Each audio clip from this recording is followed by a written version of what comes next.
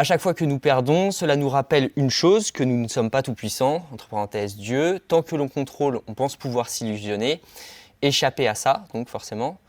Vivre cette insécurité au fond et l'intégrer profondément permet donc d'enfin jouer avec l'arbre des possibles, de lâcher prise et de sortir de cette peur de perdre. Donc la peur de perdre, c'est ce qui amène à faire des choix non pas par envie, mais par défaut, et bâtir notre existence sur un mode par défaut, donc le sacrifice en gros, ça nous amène inexorablement à des millions de kilomètres de là où on devrait être. Donc le retour vers nous même n'est pas après obligé de se faire brutalement, il peut se faire par étapes, donc pas besoin d'en avoir peur parce qu'il est là pour adoucir la vie à la fin, hein, et donc ça prend le temps que ça prend. Il ne faut pas non plus faire un culte du retour vers soi, car sinon là on recrée un idéal et en plus le retour vers soi a des désavantages parce que y a des choses qu'on ne veut pas voir en nous et c'est tout simplement douloureux, donc c'est pas non plus une formule magique. Donc le contrôle à un endroit, ça peut être une illusion pour fuir notre finitude.